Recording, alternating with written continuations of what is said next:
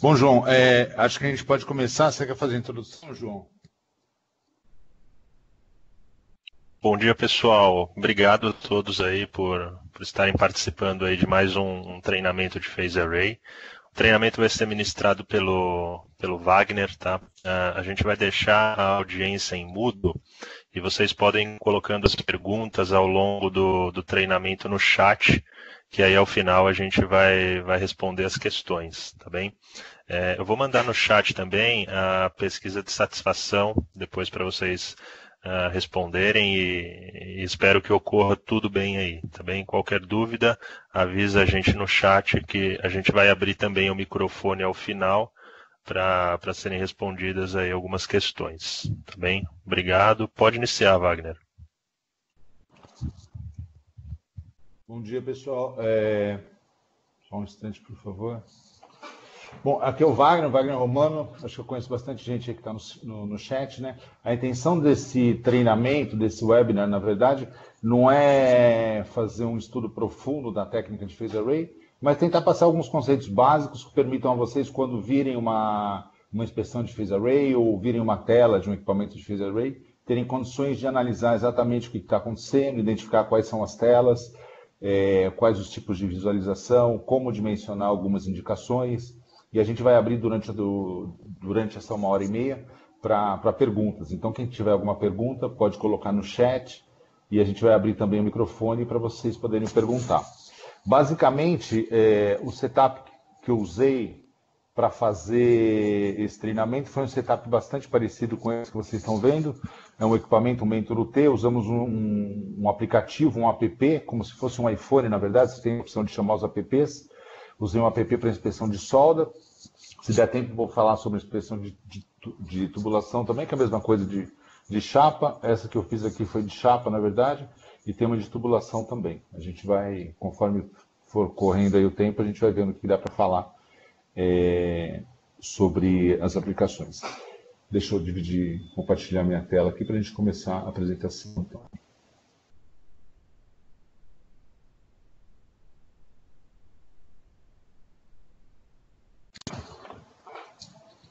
Só um instante, por favor.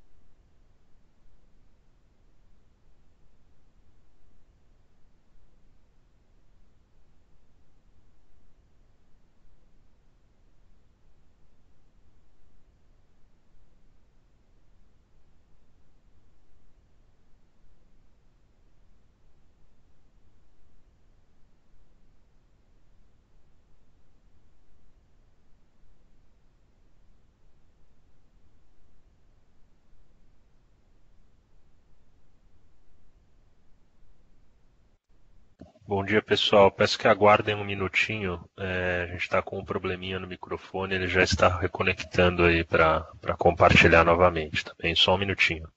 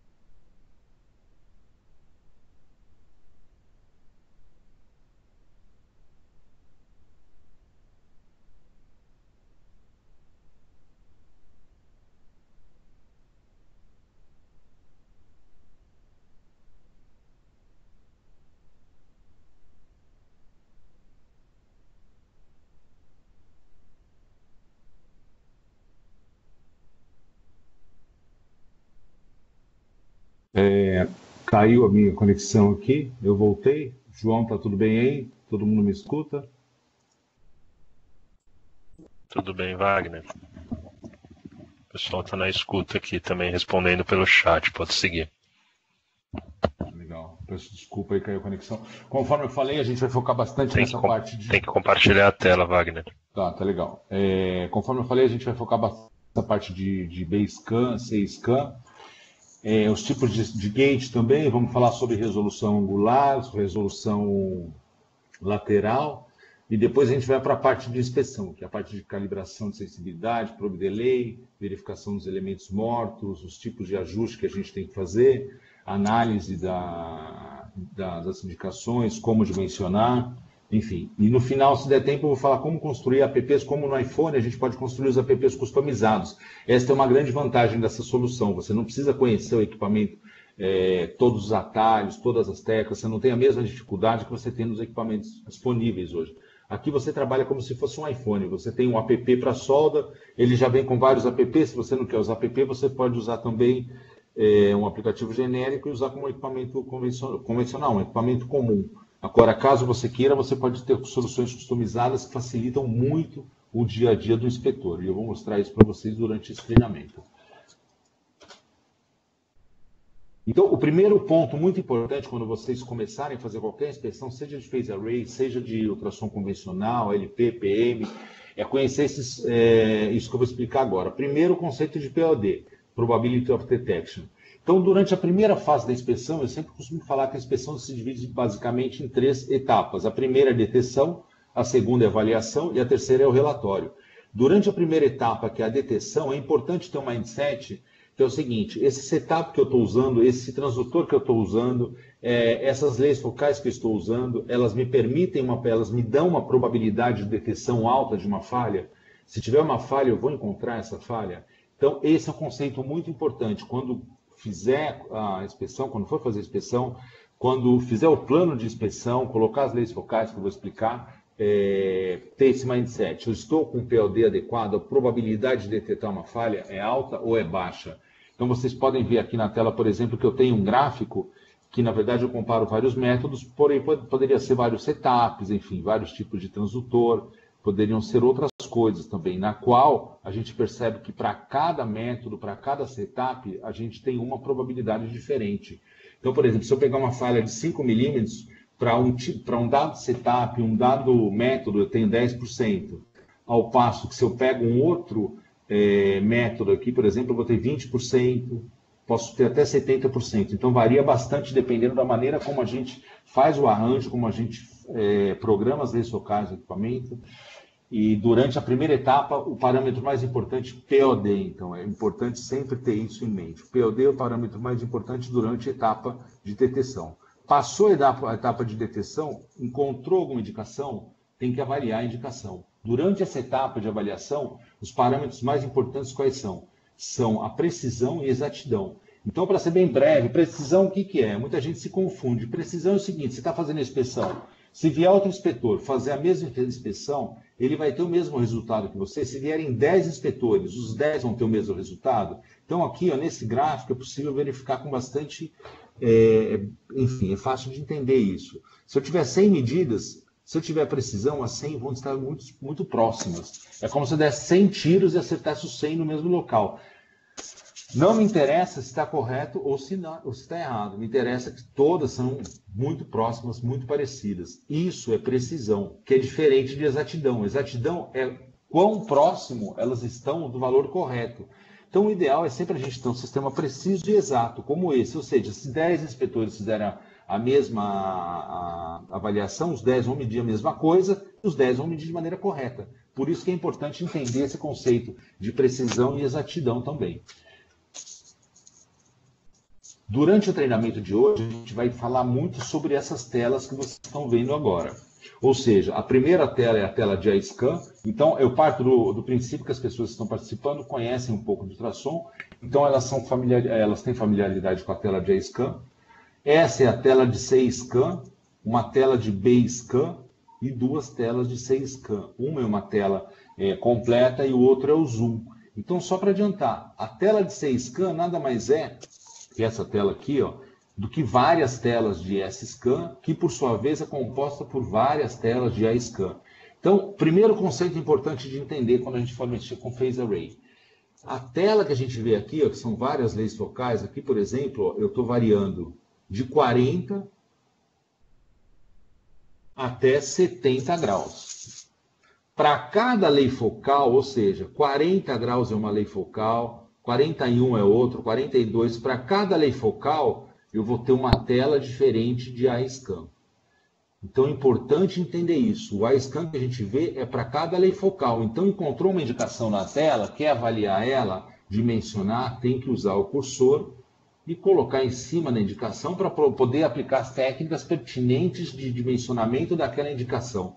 Se for uma indicação como essa, por exemplo, se eu quiser avaliar, dimensionar a altura dela, eu vou aplicar ou a técnica de máxima amplitude, por exemplo, nunca se aplica a técnica de 6 dBs aqui, para avaliar. Então, eu vou movimentar o cursor e vou verificar a ecodinâmica aqui, para verificar quando tem a caída brusca e avaliar de acordo com a técnica da máxima amplitude, por exemplo. Ao passo que, se eu quero fazer uma avaliação de comprimento, eu vou usar a tela de C-Scan e vou verificar isso. Eu vou explicar exatamente o que quer dizer cada tela, que é só para vocês terem uma ideia do que a gente vai falar durante esse treinamento.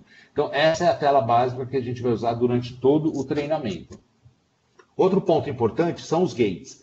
Existem basicamente 3 ou 4 tipos de gates, eu costumo explicar 2 tipos. O primeiro tipo de gate que eu explico é o de pico, é o modo pico, na verdade. Quando a gente está trabalhando com o modo pico, toda indicação, toda medição que a gente for ver, a gente vai medir a máxima amplitude dentro do gate e o percurso sônico também vai ser o percurso sônico da máxima amplitude dentro do gate. Quando trabalhar com flanco, a amplitude que a gente vai medir também vai ser a máxima amplitude do eco que estiver dentro do gate, porém o percurso sônico vai ser o percurso sônico do primeiro ponto aonde o eco cruzou o gate. Então é importante ter esse conceito. Tá vendo aqui? A gente vai medir aqui.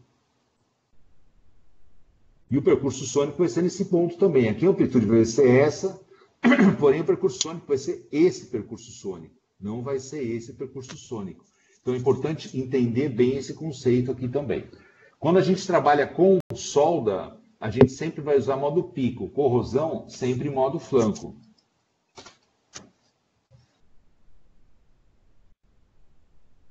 Vamos ver se mudou para vocês já a tela.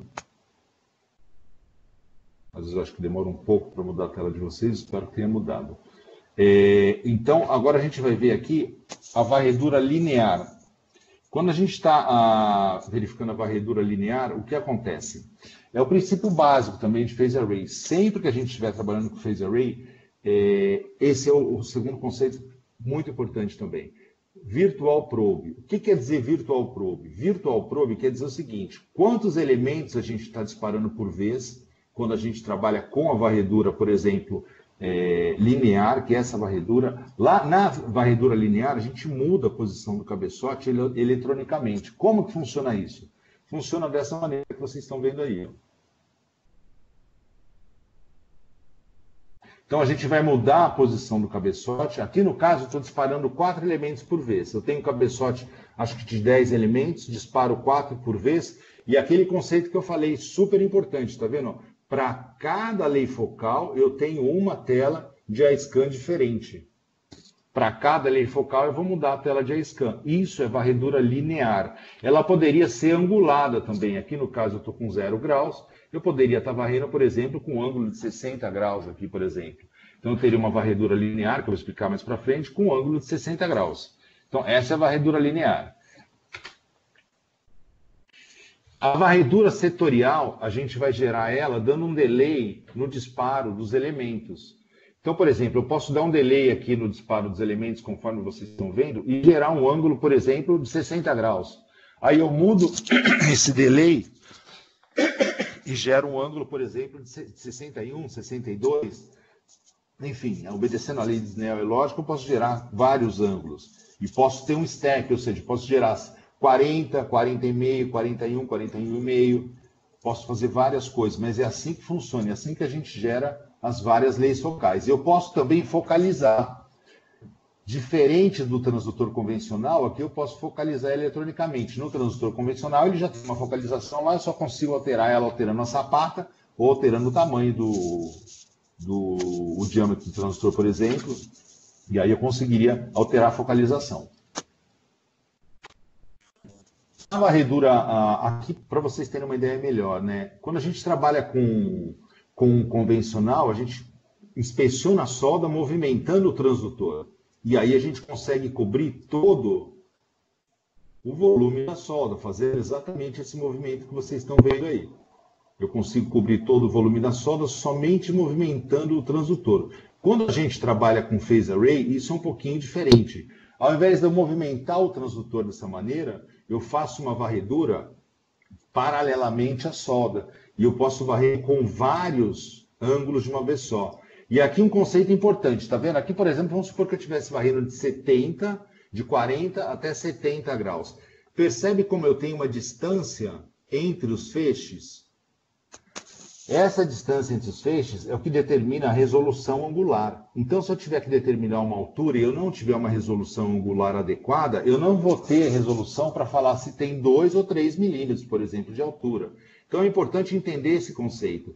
Quanto mais distante a gente trabalha com o transdutor, mais leis focais a gente tem que colocar para garantir que a gente vai ter uma resolução angular aqui e ter precisão suficiente, na verdade, resolução suficiente para dimensionar da maneira correta a altura. Isso determina também no posicionamento. Quanto maior o número de feixes, melhor a resolução angular e melhor a resolução nesse sentido também. Eu vou conseguir definir com mais precisão aonde está a indicação. Então, isso é resolução angular. E aí eu posso trabalhar com vários feixes na varredura setorial. Então, isso, pessoal, é varredura setorial, tá claro?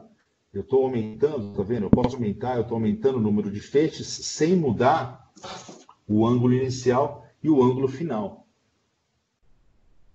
Essa visualização que vocês estão vendo se chama visualização de S-Scan, ou seja, é a visualização setorial. É isso que a gente vai ver na tela do equipamento quando eu explicar para vocês a tela de S-Scan. Então, é muito importante entender exatamente como funciona. Olha aqui, eu estou com uma varredura setorial com uma resolução angular muito grande. Essa varredura que vocês estão vendo agora na tela é a varredura linear com ângulo. Então, geralmente, quando a gente vai fazer inspeção de solda, a gente costuma usar uma varredura linear e uma varredura setorial, às vezes duas setoriais. Qual que é a vantagem de usar essa varredura linear com ângulo? A grande vantagem é que a gente consegue ter um ângulo de incidência o mais perpendicular possível à face do bisel. Então, se eu tenho um bisel de 30 graus, por exemplo, eu posso trabalhar com uma varredura linear de 60 graus e isso eu vou garantir 90 graus. Teoria, muitas vezes a gente não consegue fazer exatamente dessa maneira devido ao tamanho do transdutor, mas enfim, é importante entender como funciona. Então, essa é a varredura linear. Eu posso trabalhar também com uma varredura linear e uma setorial, conforme vocês estão vendo aqui na tela. Agora, por exemplo, eu estou trabalhando com uma varredura linear e duas varreduras setoriais. Dependendo da espessura da solda, muitas vezes é interessante trabalhar com essa configuração, com esse setup, porque a gente aumenta bastante o POD. O que significa? Eu faço uma varredura linear para cobrir a região do bisel, ter a incidência mais normal possível, coloco uma outra varredura setorial para cobrir a região da raiz e trabalho com uma outra setorial para cobrir essa região da ZTA e o volume da raiz e o volume da solda também. É um pouco mais difícil trabalhar com esse tipo de configuração, porque a inspeção se torna um pouco mais lenta devido ao alto número de leis focais, mas é possível, dependendo da solda, dependendo do que a gente precisa. É uma configuração muito eficiente que garante um POD muito alto. Além disso, mais um comentário aqui, isso se chama multigrupo. Muita gente tem... Pô, o que é multigrupo? Multigrupo é quando você trabalha com vários grupos, na verdade, claro, né? Mas tem equipamentos que não permitem você trabalhar com vários grupos de uma vez só. Aqui a gente consegue trabalhar com até 8 grupos. Então eu posso trabalhar com essa configuração e poderia fazer a varredura. Então, uma coisa importante de vocês entenderem nesse momento, essa visualização que a gente tem por aqui, ó, é o S-Scan. Quando a gente olha por aqui, ó, é o que a gente chama de Basecamp. E aqui um outro comentário, não vale a pena se atender, ficar muito preso a essas denominações. Basecamp, Dayscan, enfim. Às vezes tem literatura que fala que isso daqui é Dayscan, outros falam que é Basecamp, às vezes chamam isso daqui de Basecamp. O que importa é entender, você está com a visualização na tela do equipamento? Bom, eu estou visualizando por onde? Por aqui, ó. Beleza, então eu sei que o que eu estou vendo é a visualização por aqui. E essa visualização por cima é o C-Scan. Eu vou explicar isso mais para frente. Então, basicamente, as visualizações que vocês têm que entender bem são essas. A de B-Scan, C-Scan e S-Scan. E aí a varredura, ela é paralela ao eixo da solda. Então, a gente não vai mais fazer aquele zigue-zague, vai fazer só uma varredura nesse sentido, conforme eu estou mostrando para vocês aqui. E assim a gente varre todo o eixo da solda. E imagina só a quantidade de A-Scan que a gente não está gravando. Por isso que aumenta muito o POD. Qualquer falha a gente vai acabar detectando. E sabendo interpretar o A-Scan não tem segredo. Vai conseguir interpretar facilmente as indicações de phase array. E para finalizar aqui, a gente pode trabalhar com 2 transdutores, um de cada lado da solda, com 6 grupos aqui então. E aí eu vou garantir que eu vou inspecionar todo o volume da solda de uma vez só, fazendo uma varredura pelos 2 lados da solda. E novamente, eu vou ter que analisar grupo a grupo, de repente um grupo eu acho uma indicação, deteto, mas é melhor avaliar no outro grupo. Então é importante entender isso. Mas isso é uma aplicação bem mais complexa. Na verdade, geralmente as aplicações que a gente tem hoje são aplicações muito mais simples do que essa, onde a gente não precisa trabalhar com vários grupos. Só para lembrar, tudo é gerado a partir da amplitude. Quando a gente faz a inspeção de solda, dificilmente a gente usa alguma tela baseada em percurso sônico. Então aqui eu mostro exatamente como funciona isso. Quando a gente tiver um eco na tela de A-Scan que tem mais que 100%, nas telas de S-Scan, B-Scan, C-Scan, eles vão aparecer com a cor vermelha. E assim, proporcionalmente, né? Ou seja, dependendo da amplitude, vai ser a coloração que eu vou ter nas telas de S-Scan, B-Scan e na tela de C-Scan também. Então aqui, só para vocês terem uma ideia, se eu tivesse uma tela de B-Scan, por exemplo, ó, se eu tiver amarelo, por exemplo, dependendo de como eu configurar a minha pantalha de cores, o meu palette de cores, eu vou ter uma cor aqui. Para cada tira dessas daqui, ó, representa o quê? Representa uma tela de A-Scan. Por isso que é importante entender. Phase array nada mais é do que várias telas de A-Scan juntas. E tudo funciona dessa maneira. Aqui, por exemplo, ó, eu tenho, por exemplo, uma variação de alfa até beta, ou seja, de 40 até 70 graus. Eu vou gerando uma lei focal por vez, e isso eu vou repetindo. E aí eu vou ter uma tela de S-Scan, conforme essa tela que vai aparecer aqui do lado agora, ó, igual essa tela aqui. Então, outro conceito importante é quando a gente vai fazer a varredura, muitas vezes começa a aparecer algumas linhas na tela, que são falhas, na verdade, né? Quando a gente faz o cálculo da velocidade máxima de inspeção, que depende do PRF, da taxa de repetição de pulso no convencional, a gente faz o cálculo de uma certa maneira. Quando for fazer o cálculo de phase array, o cálculo é exatamente o mesmo. A única diferença é que você tem que dividir o PRF do teu equipamento ou o PRF que você está trabalhando pelo número de leis focais, porque para cada lei focal a gente vai ter que disparar uma vez o transdutor. Então, logo, a velocidade que a gente faz a varredura com phase array, geralmente ela é menor do que a velocidade do que a gente faz a varredura com tração convencional. Com uma ressalva, geralmente os equipamentos de phase array trabalham com um PRF muito maior. Então, geralmente isso acaba compensando, mas dependendo do número de leis focais, o número de grupos, a velocidade acaba sendo limitada. Outro conceito importante. Quando a gente trabalha com phase array, é importante conhecer a geometria da solda. Se não conhecer a geometria da solda, a gente vai ficar meio cego durante a inspeção. Então tem que conhecer a geometria da solda. Para quê? Para poder colocar na tela o desenho da solda, tá vendo? É o que a gente chama de weld overlay. Então, se não conhecer bem o desenho da solda, não vai ser muito legal. A gente vai ter uma certa dificuldade em saber exatamente em que região que está aquela falha. Essa é uma das grandes vantagens do phase array. Por exemplo, se eu tenho uma indicação nessa região aqui, ó, deixa eu mostrar para vocês aqui, só um instantinho. Se eu tiver uma indicação, por exemplo, nessa região aqui, ó, eu vou saber que essa não é uma indicação de falha, é uma indicação de geometria, provavelmente um reforço. Mas se essa indicação sumir e começar a me aparecer alguma coisa nessa região, eu já vou saber que sumiu o eco de reflexão do reforço e entrou um eco de falha. Assim como essa indicação nessa região aqui, ó, é típica de uma indicação de falta de fusão no bisel. Então, essa é a grande vantagem da gente conhecer a geometria da solda, colocar no equipamento os parâmetros corretos e fazer a inspeção com esses parâmetros de maneira correta. Existem vários weld overlay pré-programados que você pode colocar, ou então até mesmo desenhar outros, mas isso é importante conhecer a geometria da solda, senão acaba dificultando bastante o ensaio de phase array. Aqui, novamente, né, naquele ponto que eu falei bastante já, cada literatura fala, aqui, por exemplo, a gente chama de Basecamp, D-Scan, eu já chamo isso daqui, ó, de Basecamp, e aqui pode até ser um Basecamp também, mas quando a gente vai fazer solda, porque a gente vai trabalhar com setorial, eu chamo isso de S-Scan. E onde não tem controvérsia nenhuma é a vista superior, que se chama C-Scan. Então aqui está bem legal, bem fácil de entender.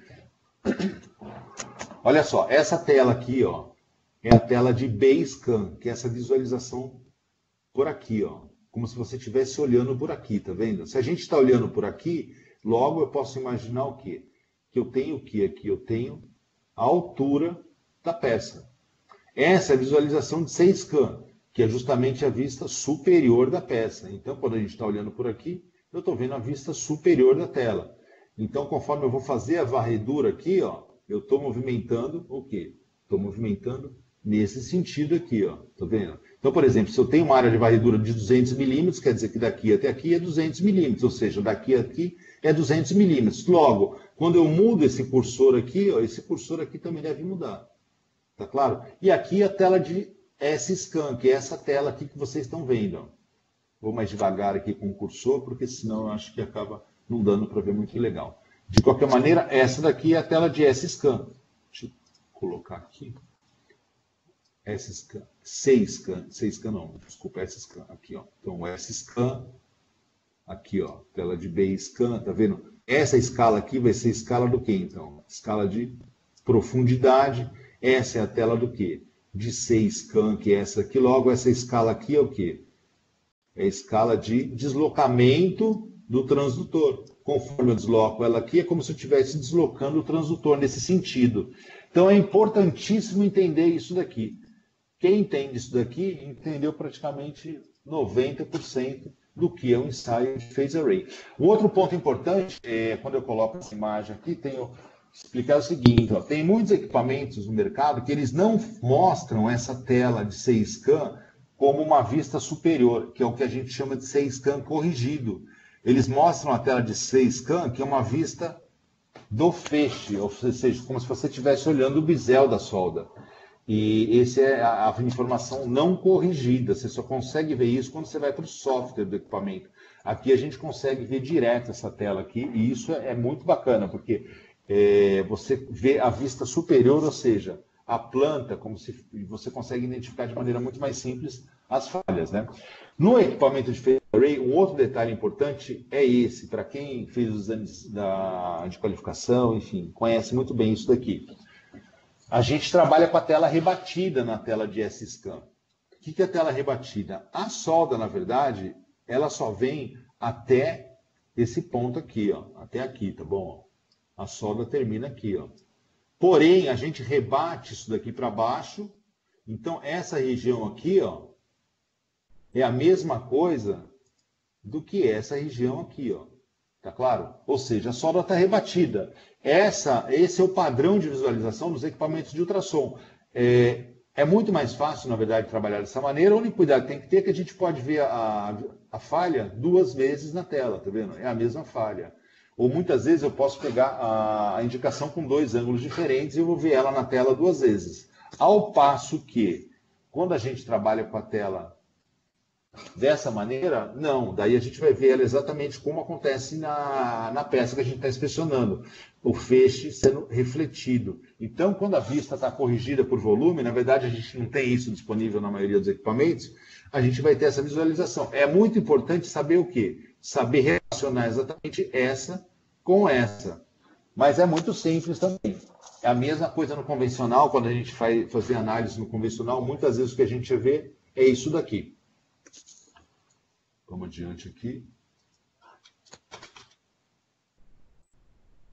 E aqui, para vocês terem uma ideia, só um feedback aí, por favor. Eu não sei se eu tenho como ter esse feedback pelo chat, ou então mesmo o João pode me dar o feedback. Tá legal, tá todo mundo visualizando. João, eu não estou conseguindo mais ver o chat aqui, porque eu acho que tem muito participante. Podia me dar um feedback? Posso sim, Wagner. Eu vou mandar pesquisa aqui para o pessoal. Ó, o super já está respondendo aqui. Tá ok. A maioria aqui está respondendo que tá ok. Tá bacana então. Vamos lá então. Então vamos continuar. Opa, voltei aqui. Então, tipo de visualização aqui novamente, né? Eu bato bastante nessa tecla. Por quê? Aqui é a visualização de 6 scan. É como se eu tivesse a peça sendo vista por cima, tem uma solda aqui, o cabeçote aqui, vou deslocar o cabeçote nesse sentido que vocês estão vendo. Deixa eu ligar aqui novamente as setas.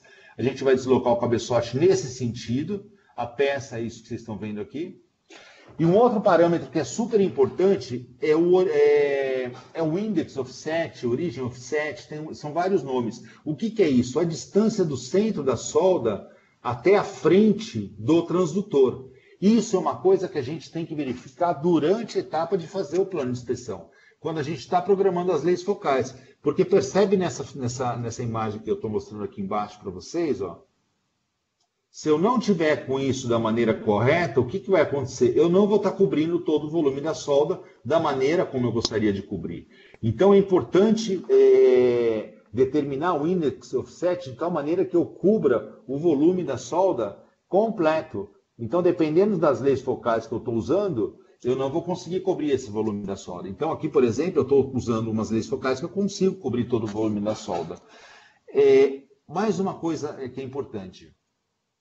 A resolução. Então, às vezes o pessoal me pergunta, pô, mas se eu tiver uma falha muito próxima da outra, qual que é a resolução que eu tenho?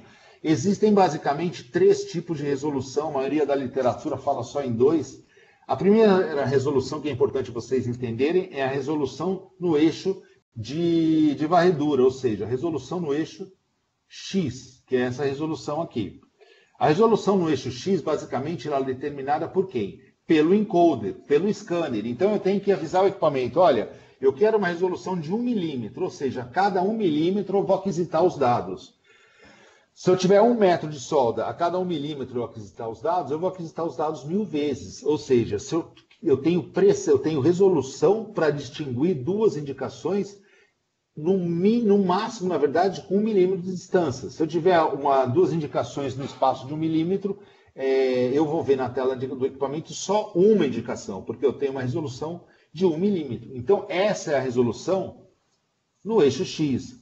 A gente chama de resolução no eixo de varredura. As outras resoluções que são importantes é a resolução angular, mas para ficar mais claro, a resolução angular ela vai me dar uma resolução, vai me falar qual que é a resolução que eu tenho para falar se a indicação está aqui. Para ficar mais fácil aqui, ó, deixa eu fazer de outro jeito. Para me falar se a indicação está, por exemplo, nesse ponto, nesse ponto, nesse ponto. Dependendo da resolução angular que eu estou trabalhando, o que é resolução angular?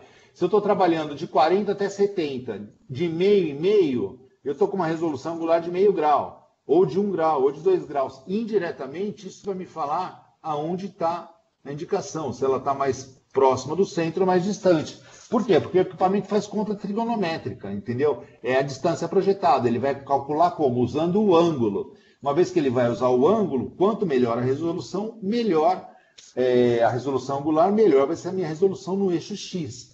E a outra resolução também é a resolução no eixo Z, que é essa daqui, ó. Quando eu falo na resolução do eixo Z, dificilmente o pessoal fala sobre isso, é essa resolução.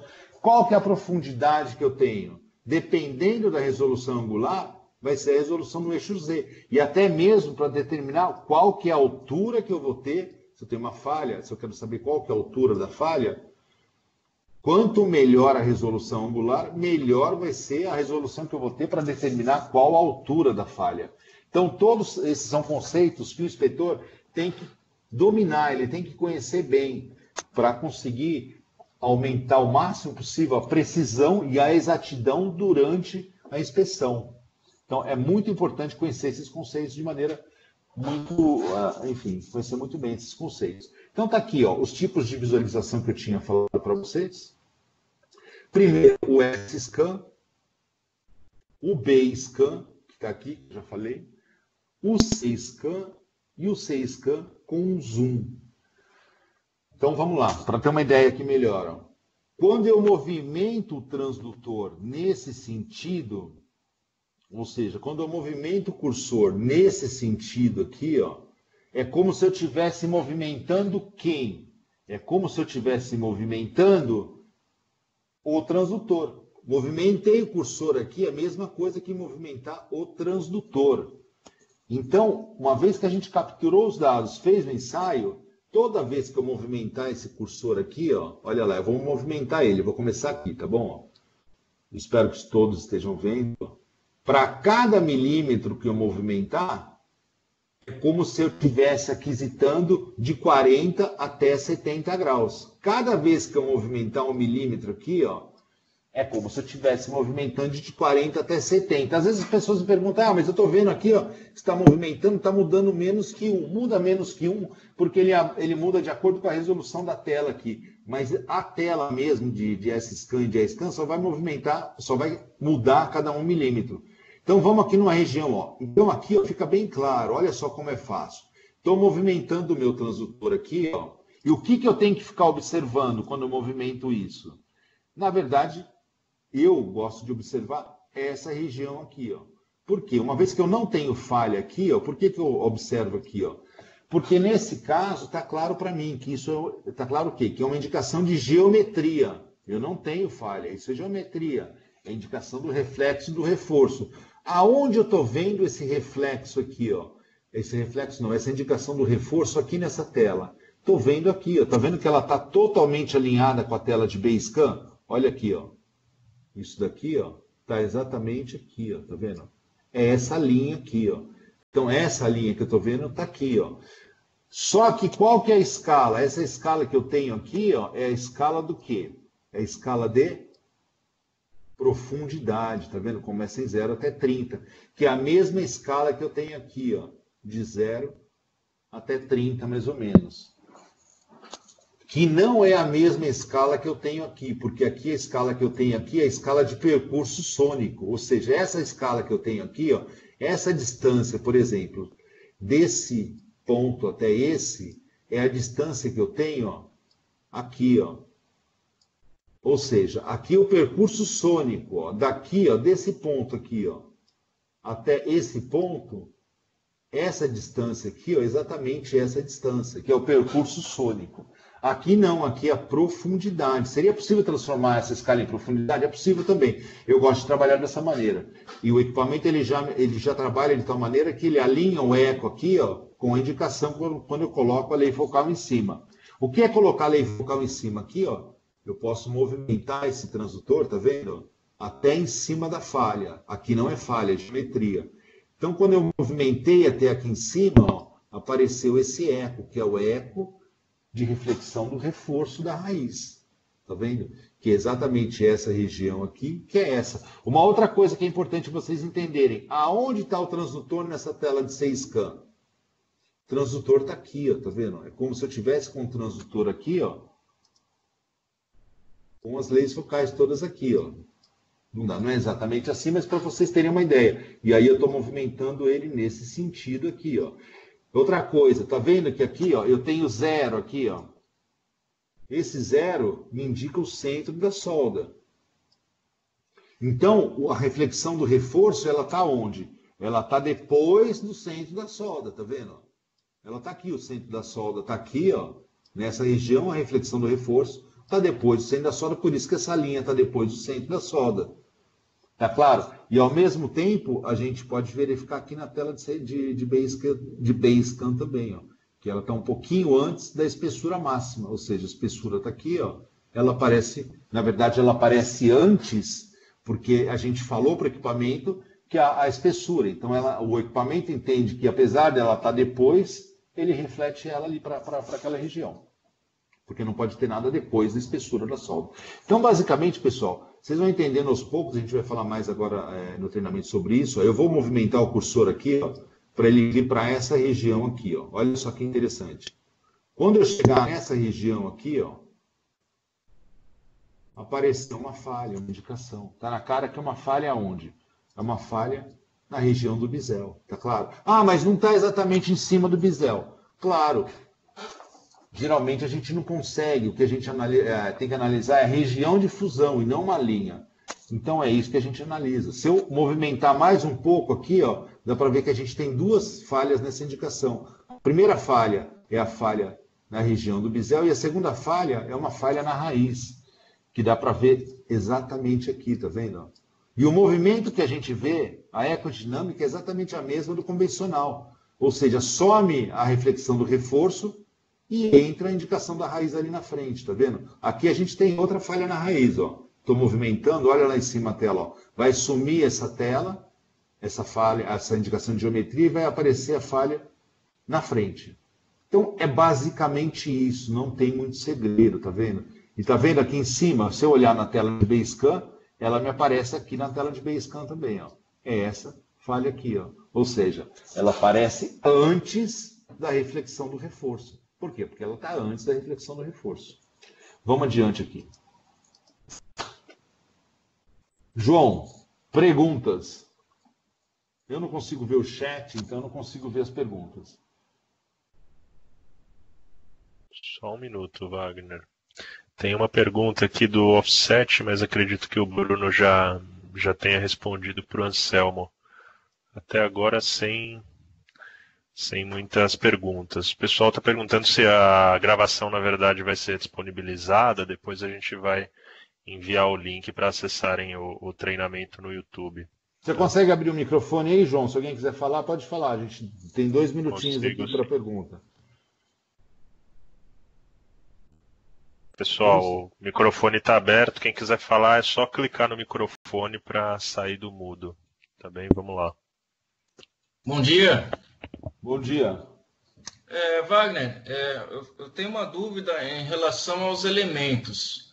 Eu consigo utilizar um mesmo elemento em vários grupos? Fala só seu nome, por favor. É Marcel.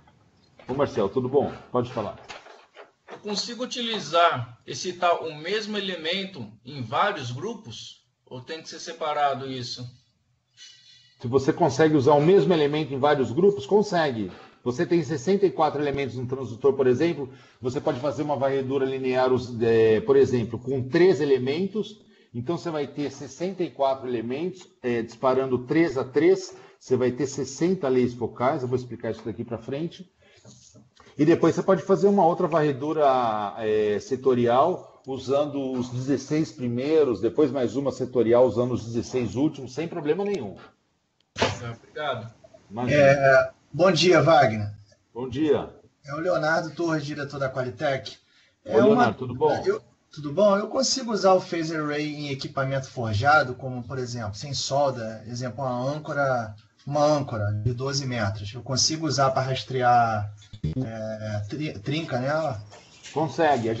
Inclusive, a gente vende vários equipamentos, por exemplo, para Vale, para inspecionar eixo. É claro, você falar de 12 metros, talvez a gente tenha alguma dificuldade. Tem que ver o material, trabalhar com uma frequência mais baixa, pode fazer pelos 2 lados, alguma coisa do tipo. Mas não tem problema nenhum. A gente vai trabalhar com provavelmente nesse tipo de aplicação, talvez a gente trabalhe com uma varredura setorial, mas varrendo, por exemplo, de menos 20 até mais 20, tem que ver a geometria da peça, mas não tem problema nenhum. A gente tem transdutores circulares, inclusive, para esse tipo de aplicação.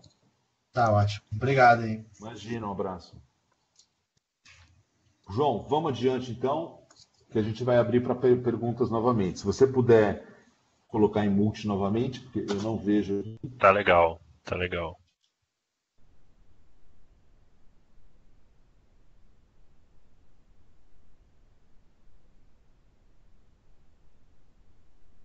Pode seguir agora, Wagner. A tela de C-Scan, ela é toda gerada pela informação que está dentro do Gate A.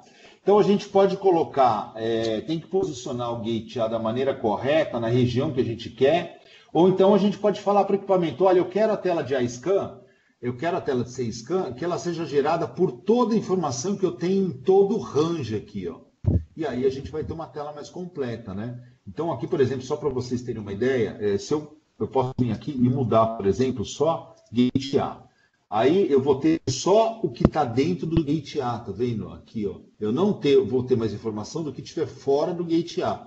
Muitas vezes isso torna a inspeção mais fácil. Às vezes as pessoas preferem trabalhar com a tela de C-Scan com toda a informação de amplitude do A-Scan. Então ela fica dessa maneira. É importante, conforme eu mudo o Gate A de posição, eu vou mudar o A-Scan também.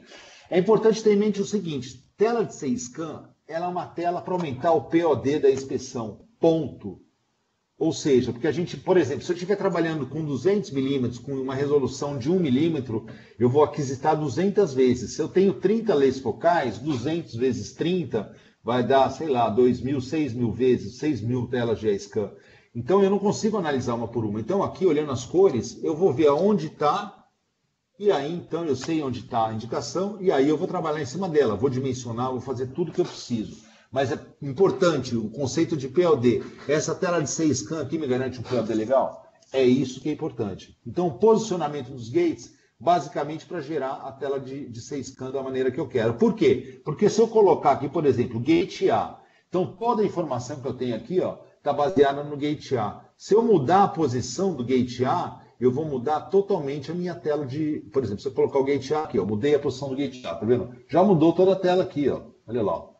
Conforme eu mudo a posição do Gate A, eu vou mudando a tela de C-Scan. Então, por isso é importante posicionar o Gate A de maneira correta. Eu prefiro, muitas vezes, trabalhar com toda a informação que eu tenho aqui em todo o range aqui na tela de A-Scan, de S-Scan também.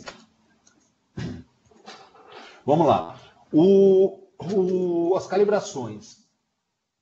Basicamente, as calibrações que eu considero mais importantes são as calibrações de probe delay, TCG e sensibilidade. Embora de velocidade seja muito importante, eu vou fazer uma ressalva.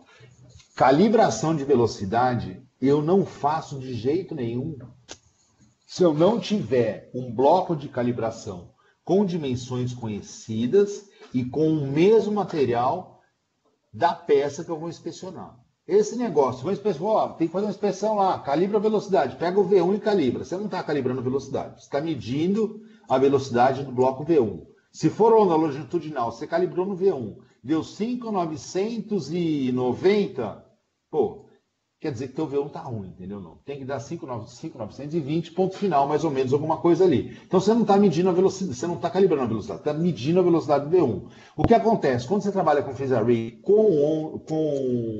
com varredura transversal, todas as leis focais são calculadas usando a lei de Snell. Se você informar a velocidade errada, vai estar tudo errado. A altura vai estar errada, o posicionamento vai estar errado, tudo vai estar errado. Então, para não correr esse risco, coloca 3.250, ponto final. Se você tiver o bloco, sim, daí você calibra, faz tudo direitinho. Caso contrário, não perca esse tempo. Então, vamos para o probe delay. O probe delay, a gente vai fazer o quê? Pode usar o probe delay, calibrar o probe delay usando um furo cilíndrico transversal. Eu estou falando de varredura angular, tá bom? Um furo cilíndrico transversal ou um bloco com raio. No equipamento, a gente vai falar para o equipamento. Se é um furo cilíndrico transversal, a gente vai informar o quê? A profundidade. Se for um raio, a gente vai informar qual que é o raio. E aí a gente vai ter que movimentar o transdutor para frente e para trás. Por quê? Porque a gente tem que calibrar todas as leis focais. Ou seja, eu vou ter que movimentar o transdutor para cá, aqui o mesmo, para cá e para cá. Se eu usar o side drill hole, ou o furo cilíndrico transversal, ou o raio. Por quê? Para que todas as leis focais, passem pelo furo. Eu tenho várias leis focais aqui. Então tem que fazer que todas elas passem pelo furo. Aqui é a mesma coisa. Embora a gente esteja trabalhando com raio, o ponto de saída não é sempre o mesmo. A gente vai ter alguma coisa assim, né? Enfim, vai ter uma refração aqui. Então o ponto de saída, muitas vezes, ele muda. A mudança é muito pequena aqui. De qualquer maneira, tem que fazer esse pequeno movimento. Aqui o movimento é muito pequeno. E aí o que a gente vai ver na tela? Quando estiver fazendo a calibração do percurso sônico, não, do probe delay, o que a gente vai ver na tela é uma tela de envelope como essa. Conforme a gente for passando, movimentando o transdutor, assim para fazer o probe delay, esse envelope aqui, ó, ele tem que ficar retinho aqui. Ou seja, se eu falei para o equipamento que são 50 milímetros de percurso sônico, todas as leis focais vão ter que medir 50 milímetros. Eu vou ter que ter uma reta aqui. Então eu vou movimentar, vou apertar calibrar, vou movimentar, vou apertar calibrar, até eu ter uma reta aqui. Isso eu vou garantir que todas as leis focais estão calibradas. Quando eu tiver a calibração de sensibilidade, eu quero fazer o quê? Por exemplo, se eu estou trabalhando com 20 leis focais, eu quero que as 20 leis focais tenham a mesma sensibilidade. Ou seja, eu quero que o 40 graus, os 50, os 60, que todos eles me deem um eco a 80% da tela, por exemplo, quando eu tiver um furo cilíndrico transversal com 2 milímetros. Então eu tenho a tela aqui do equipamento, alguma coisa mais ou menos assim, tá bom? Bem rapidinho. Eu quero um eco a 80% da tela para todas as leis focais. Como que eu faço isso? Eu pego um furo cilíndrico transversal e vou passar todas as leis focais por ele. Eu vou ter uma curva totalmente estranha quando eu começar a fazer isso. Eu vou ter alguma coisa, enfim, alguma coisa assim, mais ou menos, né? Aí eu aperto calibrar. Quando eu apertar calibrar, o equipamento vai corrigir cada ponto desse daqui e vai subir ele para 80%. Eu vou ter um envelope e quando eu tiver uma reta aqui, ó, a sensibilidade está calibrada. Ou seja, todas as leis focais têm a mesma sensibilidade. A outra coisa que é importante a gente ver, a calibração da TCG. No Point Phase Array, a gente não trabalha com DAC, trabalha com TCG. Então, além de todas as leis focais me darem um eco 80% da tela, quando eu tiver um furo, por exemplo, a 20 milímetros, eu vou querer também o mesmo 80% da tela, quando eu tiver um side roll, por exemplo, de 3 milímetros, a uma profundidade maior. Então, se eu tiver um furo aqui embaixo, ó, eu vou querer os mesmos 80% da tela. Se o furo tiver aqui, a mesma coisa, como se fosse a DAC. Só que na DAC a gente faz por uma lei focal só. Na TCG a gente trabalha com várias leis focais. Então, a gente vai ter que correr o transdutor para garantir que todo mundo está 80% da tela. Por quê? Quando eu encontrar uma indicação, se a indicação tiver a mais que 80% da tela, eu sei que ela está rejeitada. Se estiver abaixo, está aprovada. Então, basicamente, esses são os ajustes que a gente tem que fazer. Aqui, por exemplo, eu tenho um exemplo claro, tá vendo? Para uma profundidade de 10, 20, 30, 40 milímetros, para cada ângulo aqui, ó, eu vou ter uma amplitude na tela. Então, eu vou calibrar a minha TCG exatamente para ter o quê? Para ter uma reta para todas as profundidades. Então, vamos lá. Vamos começar a parte prática aqui, né? Na parte prática, o que é importante? Primeira coisa, a verificação dos elementos mortos. Como o transdutor geralmente vai ter, enfim, 16, 32, 64 elementos, eu tenho que verificar se todos os elementos estão bons, se eu não tenho algum elemento morto. E se a gente olhar alguns códigos, como o código ASO, por exemplo, alguns códigos definem, olha, você pode ter no máximo de 20% dos elementos mortos. Mas você não pode ter mais do que, sei lá, você não pode ter dois elementos mortos adjacentes. Por exemplo, se o 3 está morto, eu não posso ter o 4 nem o 2 morto, ou seja, sem funcionar. Então, na verificação dos elementos mortos, a gente vai verificar exatamente isso. O que é importante nesse primeiro ponto aqui, pessoal? Nos equipamentos que a gente tem disponíveis no mercado, esse negócio aqui, ó, não que seja difícil, mas você já vai ter que preparar um setup específico para fazer verificação de elementos mortos. Por quê? Vai ter que disparar um a um e verificar se eles estão funcionando ou não. Quando a gente trabalha com o conceito de app, isso não existe mais. Por quê? Porque é como se a gente fosse mudando os painéis do equipamento. Então a gente determina como se fosse uma instrução técnica. Qual que é a primeira etapa? Verificar os elementos mortos. Então eu vou ter uma tela específica para verificar o elemento morto. Para começar, quando eu começar aqui, ó, eu tenho a tela do equipamento e aqui eu estou fazendo a inspeção, tá bom? Então a gente vai começar a verificar elemento morto. Como a gente está trabalhando com transdutor angular, não precisa do bloco para verificar elemento morto. A gente vai fazer no ar mesmo, a própria reflexão da sapata, eu vou conseguir verificar o elemento morto. Mas o que é importante? Eu começo escolhendo o app, igual quando eu estou usando o iPhone. Isso simplifica muito. Por que eu vou ter os mesmos menus no equipamento, igual os equipamentos que a gente tem no mercado, com 50 mil botões lá, para fazer solda, se eu vou fazer corrosão? Ou se eu vou fazer um ensaio de parafuso, um negócio simples? Não, então eu chamo um app específico. Se eu quero mandar uma mensagem, não chamo o Google Maps, entendeu? Não. A interface do Messenger é muito mais simples. Aqui é a mesma coisa, a interface do app de corrosão é muito mais simples para fazer corrosão do que a interface de solda. Se eu tenho que fazer, por exemplo, uma solda pelos dois lados com 2, 4, 6 grupos, eu vou ter um app específico. Agora, eu não quero usar app, beleza, eu uso o genérico e trabalho como se fosse um equipamento genérico. Eu tenho uma aplicação, por exemplo, como alguém perguntou, eu tenho que fazer inspeção, enfim, não me lembro agora de um fundinho de forjado. Eu crio um app tão simples que em 1 hora eu treino um inspetor para ir lá e fazer a inspeção.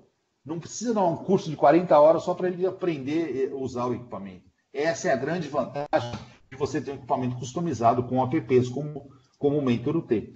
Então aqui a gente vai fazer verificação dos elementos mortos. Já está pronto a tela para verificar elementos mortos. A tela inicial aqui é a tela para definir os parâmetros. O transdutor que eu vou usar, enfim, todos esses parâmetros que eu vou usar, eu defino na tela inicial. Defino também a distância da solda, o index offset. E aí, quando eu vou verificar os elementos mortos, eu já vou ter uma tela, que é essa tela aqui, ó. Eu mudo de tela, fui para a próxima tela e a tela está pronta para verificar elemento morto. Tá vendo? Já tem a telinha aqui do B-Scan, tem o A-Scan e tem um mapa de sensibilidade aqui. Se eu não tiver nenhum elemento morto, o equipamento já vai me falar, você não tem nenhum elemento morto. Se tiver elemento morto, ele vai falar o elemento 1, 2, 3, 4, sei lá, whatever, qual o elemento que está morto. Eu cliquei em calibrar, ele já falou, o probe está bom para inspeção. Eu não preciso fazer nada, é apertar um botão e ele já me falou se está bom ou não. Eu só falei, olha, eu estou trabalhando com um transistor de 16 elementos, uma sapata de 36 graus, enfim, um pitch de 0,5. Eu informo isso e ele verifica automaticamente. Sem nenhuma... você não demora mais do que 2 minutos para verificar os elementos mortos, na verdade. É muito simples de verificar os elementos mortos. Verificou os elementos mortos, qual que é a próxima etapa? Sensibilidade. Eu recomendo fazer sensibilidade. Tem gente que prefere fazer probe delay. Eu recomendo fazer sensibilidade porque isso facilita todo o restante, na verdade, do ensaio. Né? Então, eu vou fazer verificação. Verifiquei os elementos mortos, cliquei aqui, passei para a próxima tela. Quando eu passo para a próxima tela, já é uma tela preparada para fazer a verificação da sensibilidade. E para deixar mais fácil ainda, eu coloquei um desenhozinho do bloco aqui, ó. Tá vendo aqui, ó? Não sei se... espero que... Eu acho que está dando para ver o desenho do bloco aqui de como fazer a calibração da sensibilidade, ó. Eu pus um desenho aqui, ó. Poderia ter colocado um vídeo, inclusive, aqui, ó, que aparecia na tela do equipamento. Então, eu ponho aqui, ó, no furinho de 1,5 do V1, que vai fazer a verificação da sensibilidade, a calibração da sensibilidade. Então, eu vou fazer a calibração da sensibilidade aqui, ó.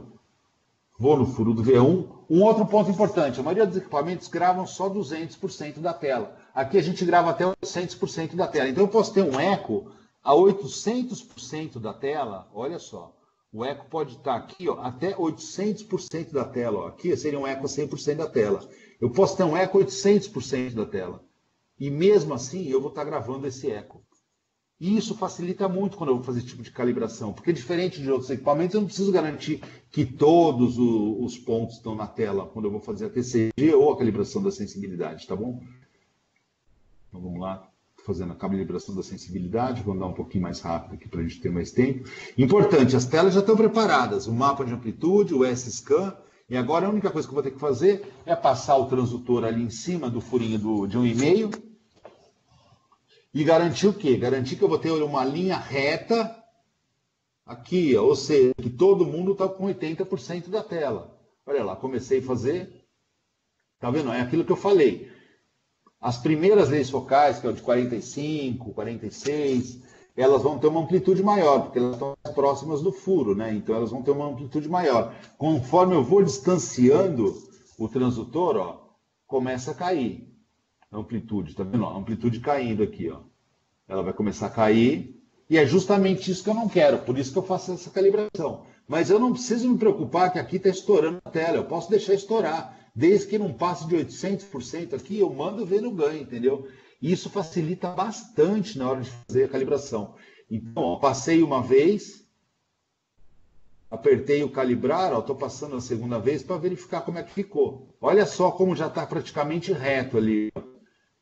Por quê? Porque eu pus bastante ganho. Ó. Vou apertar de novo ali o botão calibrar, já me deu indicação, calibrou a sensibilidade. Não demorei mais do que 2 minutos para fazer a calibração da sensibilidade. Para quem trabalha com isso daqui, sabe como é difícil. A velocidade eu não vou nem calibrar, porque eu estou trabalhando com um bloco de aço aqui, na verdade, uma chapa de aço. Então, eu simplesmente venho e coloco. Qual que é a velocidade? 5.920. Se eu precisasse calibrar, eu ia ter uma tela específica para calibração da velocidade também, que facilita bastante. E agora a calibração do probe delay. Quando eu vou fazer a calibração do probe delay, de novo, para facilitar para o inspetor, já fiz um desenhozinho aqui, ó, de onde que ele vai, tá vendo? Que ele tem que movimentar aqui, ó, tá vendo? Poderia ser um vídeo também. De novo, já estou com a tela pronta, tá vendo aqui? Ó, vou querer ter todo mundo aqui com 100 milímetros, porque o raio é de 100 milímetros. Então a tela está pronta. A única coisa que eu vou precisar fazer é passar o transdutor aqui nessa região e verificar que todo mundo está com 100 milímetros. Eu poderia fazer isso num furo cilíndrico transversal também. Mas aqui não, eu vou fazer no raio, mesmo porque eu recomendo sempre fazer no raio, porque eu vou ter uma calibração muito melhor do que quando eu faço no furo cilíndrico transversal, devido ao raio do furo cilíndrico transversal, apesar de alguns equipamentos como o Mentor eu já corrigi isso. Então, vamos lá, estou movimentando ali, tá vendo? Ó? E estou olhando o quê? Estou olhando aqui, ó. Quero que todo mundo meça 100 milímetros, tá vendo? Não está medindo 100 milímetros. Todo mundo, vou apertar calibrar, apertei calibrar aqui, ele já gravou, e agora eu vou passar de novo para ver se todo mundo está com 100 milímetros. Olha só. Todo mundo com 100 milímetros, calibração está pronta, ele já me atendeu aqui verdinho, ó, indicando que está pronto. Não demorei mais do que 2 minutos para fazer essa calibração também do probe delay. Vamos lá para a próxima. Calibração da TCG. TCG é bem parecido com a sensibilidade. Eu vou usar um bloco aqui, ó, até coloquei aqui o desenho também para facilitar, mostrando exatamente o bloco que eu estou usando. Então eu vou usar um bloco, ó, tem um furinho aqui, ó, que deve estar mais ou menos a uns 5 milímetros, e um outro furo aqui, ó, a 10 milímetros. Vou fazer, como é um treinamento, eu não vou fazer com vários pontos. Então a gente vai usar esses dois. De novo, como eu posso usar até 800% da tela, isso acaba facilitando muito a calibração da TCG. Por quê? Porque eu não preciso ter todos os pontos aqui, ó, dentro da tela de iScan, eles não precisam estar todos aqui. Eu posso colocar ganho, saturar até 800% da tela. E ele vai corrigir. Então, eu vou começar a fazer o primeiro ponto. Olha lá, ó, vou movimentar, tá vendo? Ó?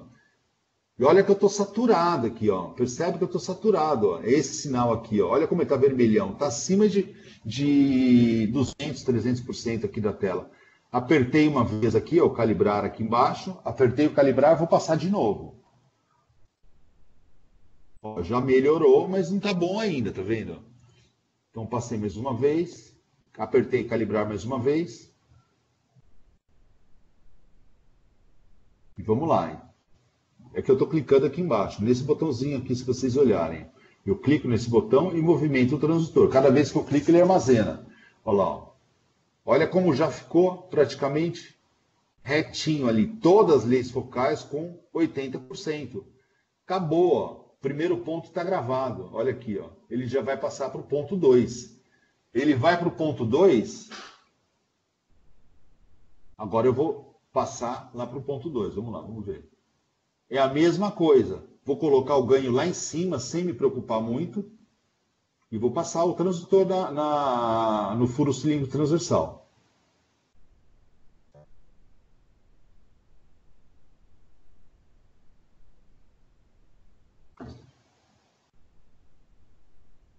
Tá vendo a caída aqui, ó? Como a amplitude acaba caindo para as leis focais maiores. Então não tá bacana. Apertei calibrar aqui embaixo, ó, para ele dar a primeira corrigida. Apertei calibrar, já subiu a amplitude ali, ó. Vamos ver como é que tá, ó. Passei uma vez, voltei. Ainda não tá legal. Pressionei de novo calibrar.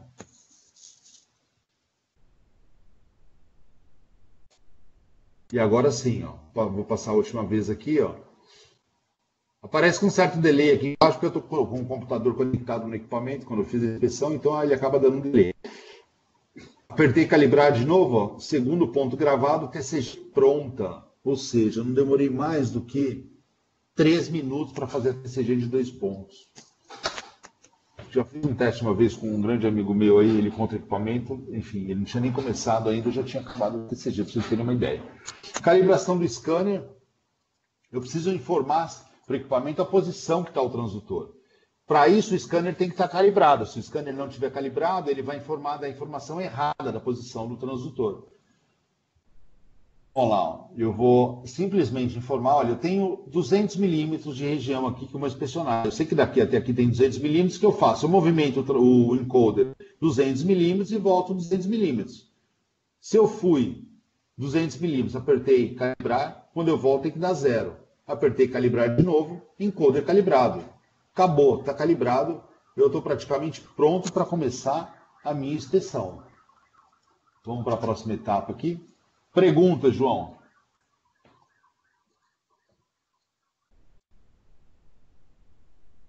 João? O João está no multi aí.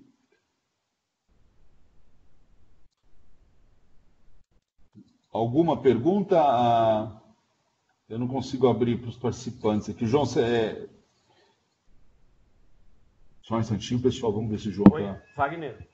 Oi. Eu vou tirar todo mundo do mudo aqui para se alguém quiser fazer uma pergunta, ficar à vontade aqui. Um minutinho só, por favor. Eu não estou vendo as perguntas do chat, então eu não tenho como saber. Acho que o João deve ter tido algum problema lá.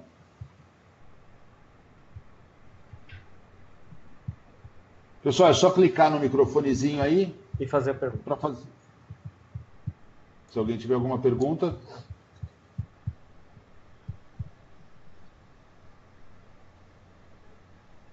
Vamos esperar um pouquinho. Não sei se o pessoal conseguiu clicar no microfone.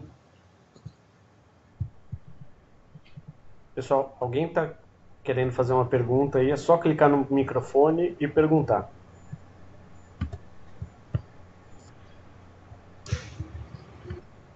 Ô Wagner. Wagner, me ouve? Pessoal, eu vou abrir o microfone para as perguntas, só um minutinho. Wagner, me ouve? Quem quiser falar é só clicar no microfone. Alô, Wagner, me ouve? Tá me escutando? Quem que está falando? Marcel? Oi, Marcel, só um minutinho.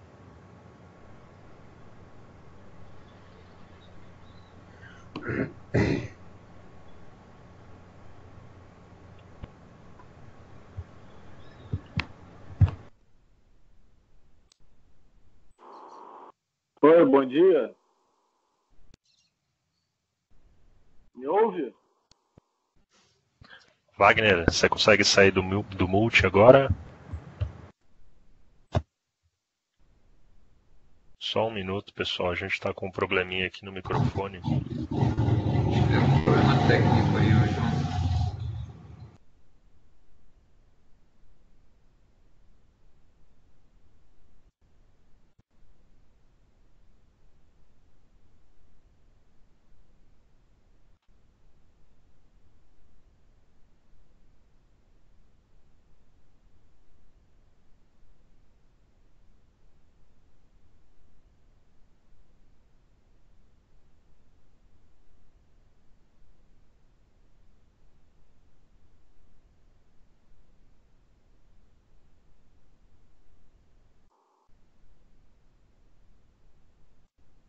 João, me ouve?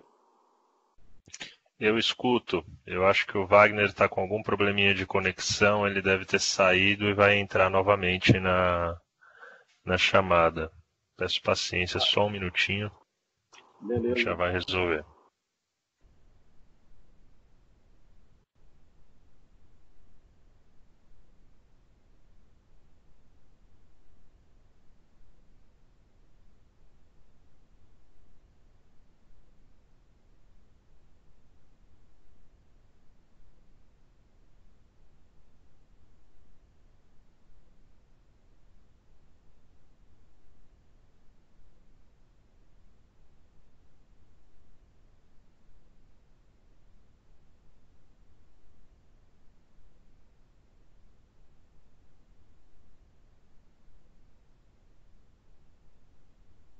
Vamos lá, acho que o Wagner voltou agora para a chamada.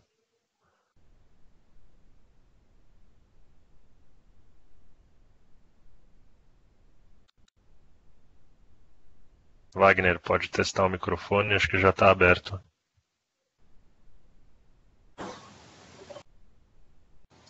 Agora sim. Me ouve agora?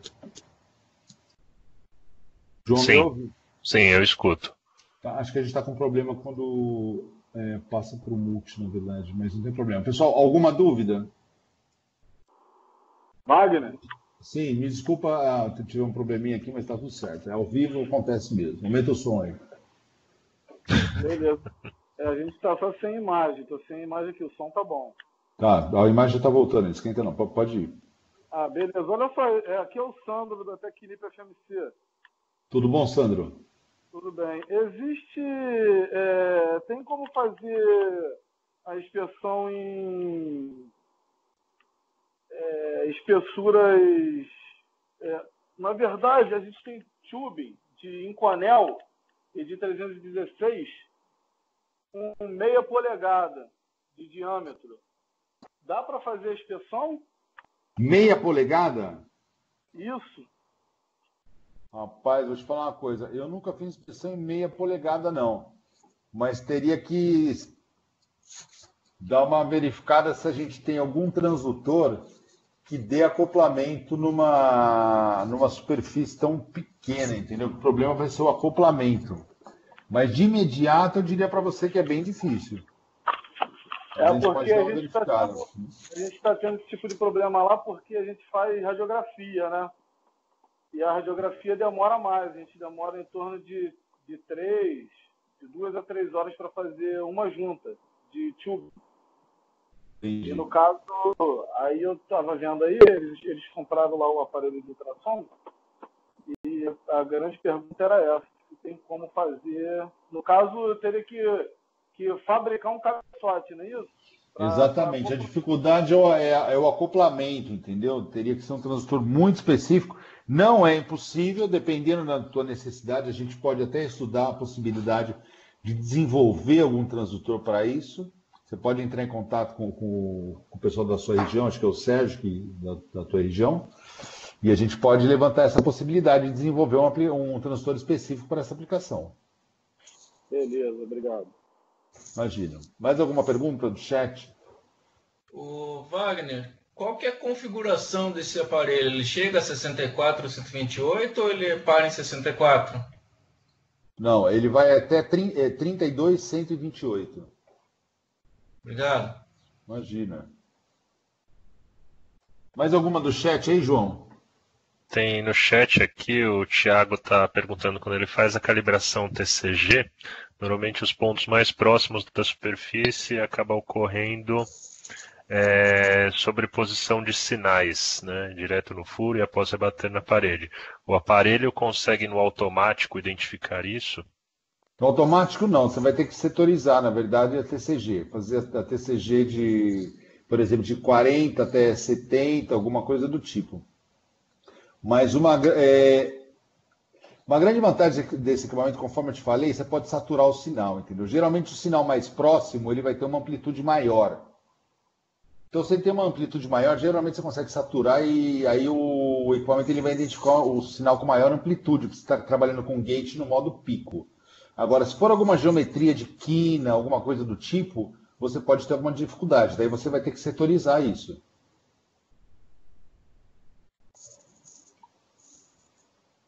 Mais alguma? Não, no chat não. O microfone continua aberto. Quem quiser fazer mais alguma pergunta aí, fiquem à vontade. Ô Wagner. Oi.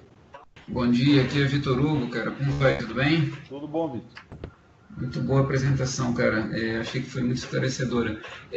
Só aproveitando aqui, o pessoal aqui, alguns andaram perguntando se tem alguma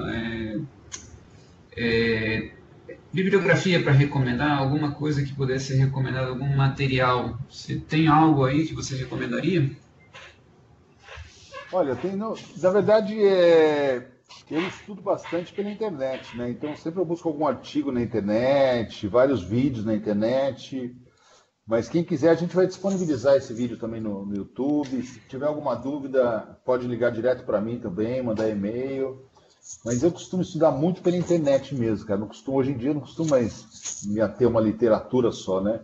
Eu acho que isso é muito melhor do que você... Enfim, já li alguns livros e muita discrepância, às vezes uma coisa, outra coisa. Eu gosto dos livros do Guinzel, mas são muito, muito caros também. Então, enfim, minha recomendação é essa. Vídeo no YouTube, olha um atrás do outro lá que aprende, não tem como não aprender. Mas é fácil, né? É simples.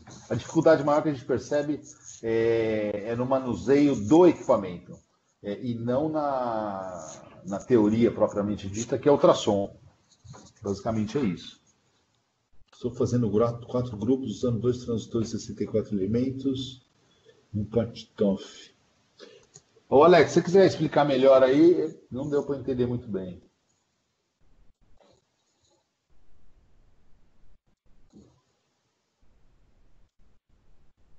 Bom, tudo bem. Se você quiser, Alex, depois você pode me ligar, pode mandar um e-mail também. Eu não conseguia, porque eu estou sem acesso ao chat aqui, ele não aparece na minha tela. Deixa eu ver se consigo ver aqui, ó. Estou fazendo, usando...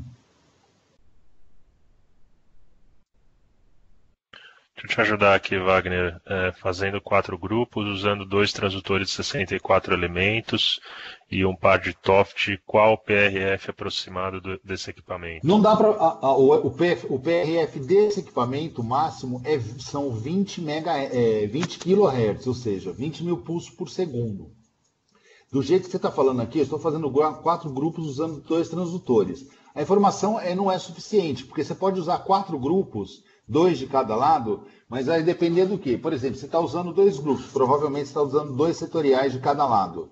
O teu setorial está com step de quanto? Porque daí vai determinar as leis focais. Então, muito mais importante do que você falar que está usando 4 grupos, é você falar quantas leis focais você está usando. Então, por exemplo, com 4 grupos, se você estiver fazendo de 40 até 70, por exemplo, você vai estar usando 31 leis focais em cada grupo. Vezes 4 vai dar 120 leis focais, se eu não estou calculando errado aqui. Mais um par de TOFT, 120, 121 leis focais, mais ou menos. Você vai ter que dividir o PRF total do equipamento que você estiver usando pelo número de leis focais. Isso daí vai te dar o PRF total do teu conjunto todo. Com esse PRF, você vai poder calcular mais ou menos qual que é a velocidade de varredura. Ou seja, isso vai estar diretamente relacionado também com a velocidade de varredura. Tem outro ponto que é a taxa de aquisição também. Mas daí entra um pouquinho mais a fundo, entendeu, Alex? E a gente não vai conseguir explicar exatamente as formulinhas para você calcular exatamente qual seria o melhor PRF. Mas, de qualquer maneira, o equipamento calcula tudo isso sozinho para você. Se você tiver com um PRF muito alto, muito baixo, ele vai te dar informação, vai te falar qual que é a máxima velocidade de varredura, enfim. Isso praticamente é tudo automático. Eu acho que vamos adiante então, João. E daí a gente abre para a pergunta no final de novo. Tá legal.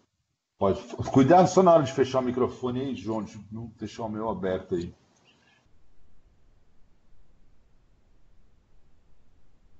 Vai lá, pode seguir, Wagner. Antes de começar a inspeção, a gente tem que ajustar alguns parâmetros, principalmente o ganho. Como já ajustamos a TCG, geralmente eu trabalho com 6 dB de ganho de varredura a mais. Os gates, né, a gente tem que posicionar os gates na região correta. O range, na verdade, o range de tal maneira que cubra, depende do teu plano de inspeção, você vai fazer inspeção usando pulo ou pulo e meio, é o range que você vai colocar aqui, né? De qualquer maneira, isso já definiu quando você fez a TCG.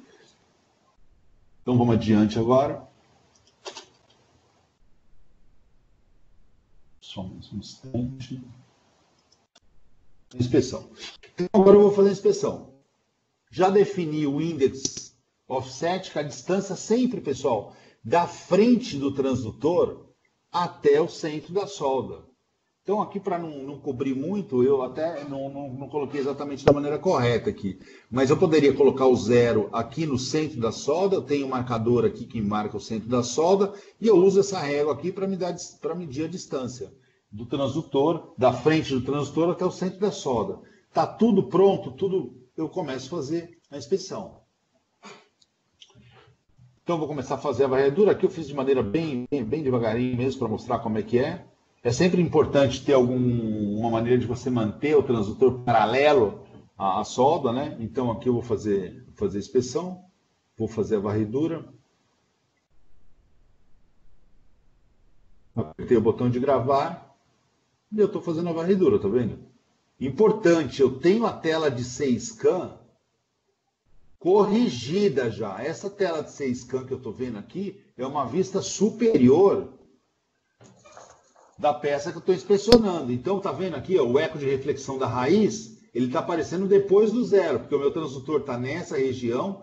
Então, já estou vendo o eco de reflexão da raiz depois do zero e estou fazendo a inspeção. Já informei exatamente qual que era a área de varredura. E, de novo, o que é muito interessante?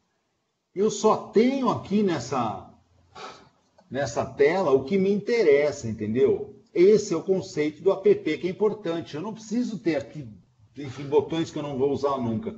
Para vocês terem uma ideia, eu escolho até os tipos de leitura que eu vou ter. Então, eu poderia ter 5 telas aqui, por exemplo, de S-Scan. 4 telas de 6CAM, eu determino quando eu faço o meu app. Caso contrário, eu uso um app genérico, que já tem pré-definido. Você vai trabalhar com 2 telas de 6CAM, enfim, tem várias coisas pré-definidas. Acabei de fazer a inspeção, eu vou carregar, salvar, na verdade, os dados. Posso salvar no pendrive, salvo no próprio equipamento, enfim, da maneira como achar melhor. Dou o nome aqui para os dados que eu salvei. E a inspeção está pronta. Agora, o que eu vou ter que fazer? Eu vou ter que analisar esses dados. E como que eu faço essa análise? Vou mostrar para vocês agora como que eu faço essa análise. Só um instante, por favor.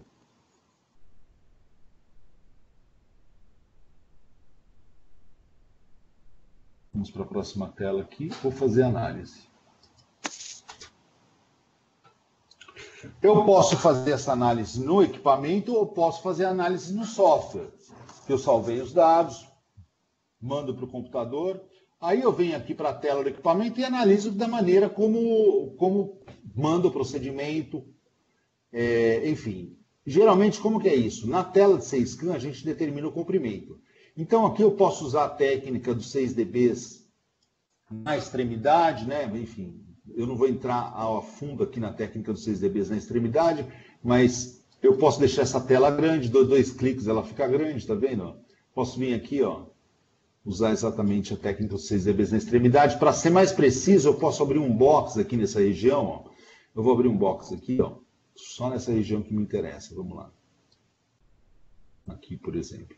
Então, abrir um box nessa região. Quando eu abro um box nessa região, essa tela de zoom, ela fica do tamanho do box. Se eu quiser, eu posso dar 2 cliques aqui nela, ó, e eu posso colocar um outro box só na região que me interessa aqui, ó. Deixa eu colocar um box só nessa região que me interessa aqui.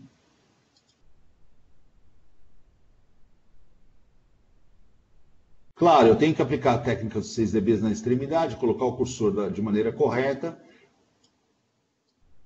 E aqui ele já vai me dar direto. Depois que eu fiz tudo que eu tenho que fazer, enfim, colocar o cursor da maneira correta, ele já me dá exatamente aqui qual que é o comprimento. Aqui, na verdade, eu não estou com o comprimento correto, deveria aplicar a técnica dos 6 dBs na extremidade, mas eu não vou entrar a fundo nisso agora. E eu tenho direto aqui, ó, 14 milímetros de comprimento. Estou fazendo de maneira bem superficial aqui. A maneira correta seria eu movimentar esse cursor e olhar aqui, ó, a amplitude aqui em cima. Deixa eu mostrar melhor aqui a amplitude para vocês. Só um instante. Aonde está essa amplitude? Está aqui, tá vendo? Aqui eu tenho amplitude, ó. Tá bom? Então eu posso fazer dessa maneira, movimentando o cursor, verificando a amplitude. Posso fazer por aqui também. Se eu quiser fazer por aqui, ó, é até legal porque eu vou ver exatamente a queda ali, ó, na tela de 6CAM, na tela de iScan. Então, eu estou vendo o eco se movimentando na tela de iScan, espero que todo mundo esteja vendo o eco se movimentando na tela de iScan, e assim eu vou determinar exatamente o comprimento da minha indicação. E está vendo essa indicação? Aqui na tela de Basecamp eu vejo a profundidade dela, ó. A que profundidade que ela está. Eu tenho enfim, consigo verificar com bastante precisão a profundidade dessa indicação também. Feito isso, eu posso verificar também, dimensionar a altura da indicação. Posso vir aqui nessa tela, ó, movimentar esse cursor e verificar a altura da indicação. Eu poderia ter aqui, ó, a amplitude também. Eu não coloquei amplitude aqui, na verdade, falha minha, mas eu poderia ter a leitura da amplitude, mas eu posso vir aqui, ó, por aqui eu consigo ver a amplitude, tá vendo? Ó? No A, percentual de A. Então eu poderia aplicar a técnica da máxima amplitude, por exemplo, e andando com ele aqui, ó, até que eu tenha uma queda brusca aqui, por aqui nessa região. E aqui é interessante verificar o que eu expliquei da resolução. Achei aqui o ponto, eu coloco o cursor aqui em cima desse ponto e vou correr para o outro lado.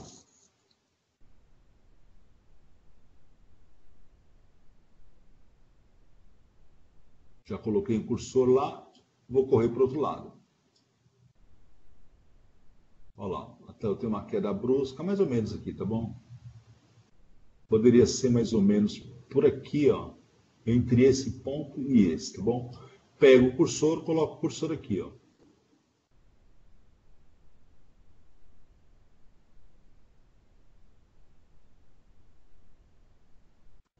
Tem mais ou menos 1,6 milímetros aqui se eu estivesse dimensionando dessa maneira, na verdade, né? Porque essa indicação, ela leva jeito que é uma indicação que está bem próxima, que ela é um pouquinho mais, que a altura dela é um pouco maior do que essa. Mas se eu estivesse considerando só essa que tem vermelhinha aqui, ó, eu poderia fazer dessa maneira. Não é a maneira correta aqui que eu fiz, porque aparentemente ela é maior do que isso. Mas essa seria a técnica para a gente fazer o dimensionamento da altura. Enfim, a técnica da máxima amplitude, geralmente, ela se aproxima muito a uma caída de 6 dB, ou uma queda não de 6 dB, de 3 dB. Mas essa seria a maneira da gente fazer isso. Então, conforme eu falei, ó, a gente passou aqui 3 minutos. É um treinamento básico, na verdade. Espero que vocês tenham uma ideia boa tenha dado para entender bem sobre os temas que a gente abordou aqui hoje. A gente costuma fazer alguns treinamentos um pouco mais longos, gratuitos, lá em Campinas também, na nossa série de treinamento prático. Então vamos abrir de novo aqui para pergunta agora. Vamos lá, quem tiver alguma pergunta para fazer, fica à vontade. Pessoal, só clicar no microfone, tá? Para poder falar, o microfone está aberto.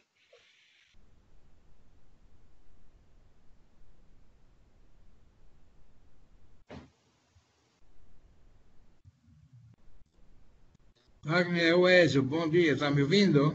Estou ouvindo, tudo bom, Ezio? Tudo jóia.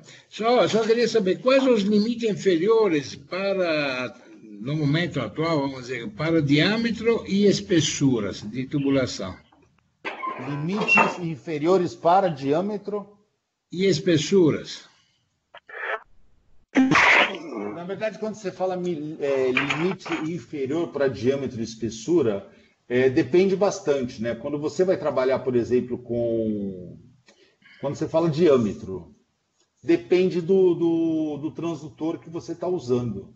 Então, dependendo, se o transdutor der acoplamento, você vai conseguir fazer inspeção. Caso não der acoplamento, você não consegue. A espessura vai depender muito da frequência do transdutor que você está usando. Então, se você está usando um transdutor com frequência maior, claro, você vai conseguir uma resolução numa espessura muito menor. E aí vai ser proporcional. A gente tem aplicação que a gente trabalha, por exemplo, com um transdutor de 10 MHz. Então, a gente consegue ter fazer inspeção em espessura muito pequena, entendeu? Pequena ordem de quanto, mais ou menos? A gente já inspecionou 1 milímetro, por exemplo. Opa! Mas aí já... com um transdutor de 10, 15 MHz. Bom. Então, muito obrigado, então, pela informação. Mais alguma, pessoal? Bom dia, Wagner. Bom dia. Eu sou o Márcio, eu trabalho na Baker, lá em Jandira. Tudo bom, Márcio? Tudo jóia. Gostaria de saber se esse Mentor ele já vem com aquela configuração, como se fosse o Setup Builder, para poder fazer as medidas certas para fazer a varredura, sabe? O Setup Builder que você tem que comprar e tal, para poder aplicar no FaserWay. Você fala como se fosse um Bin Tool? Isso, é que o Bintu é um e o Setup Builder é outro, só que é o mesmo, assim. Sim. Ele já vem junto? Já vem? Na verdade, ele não vem com isso, não. O que você pode fazer, você pode usar, caso você queira, o Mentor PC para você fazer isso, mas não é exatamente a mesma coisa, entendeu? Na configuração atual, a gente recomenda você usar o Bintool. Você vai conseguir fazer seu plano de inspeção de maneira muito mais eficiente usando o Bintool. Aí tem que comprar a parte, no caso, então, né? Sendo que isso, veja bem, para inspeções mais sofisticadas, o que a gente percebe é 80% das inspeções você não precisa usar, entendeu? Você consegue fazer de maneira usando o Mentor PC. Mas quando você tiver que fazer um plano de inspeção um pouquinho mais sofisticado, você vai precisar sim. Ah, legal, muito bom. E pode falar. A gente tem lá um Olympus LT. Eu vi muita coisa parecida aí com o que você falou. O Bin Delay, Prop Delay. O Olympus LT não é Phase Array. Então eu errei o LT lá, mas tem um Olympus lá lá na Baker. E eu percebi que a configuração é muito, muito parecida, assim. Inclusive esse Bin Delay que você tem que fazer a curva lá a 80%, tudo muito parecido. Só que no Mentor, pelo que eu vi, você ganha muito mais velocidade, é muito mais prático. Seria isso de comparação com os outros aparelhos? Eu vou comparar, eu não gosto de falar o nome de equipamento, mas eu compararia os equipamentos com um BlackBerry, que você tinha o teclado todo na tela, e um iPhone, entendeu? Entendi. Muito mais fácil de você usar, não dá para você comparar. Tem equipamento aí que você precisa fazer uma semana de treinamento para aprender a usar o equipamento. Eu tenho depoimento de empresa de inspeção que em 4 horas treinou os inspetores para fazer inspeção de tubulação de pequeno diâmetro pelos dois lados, para você ter uma ideia. Entendi.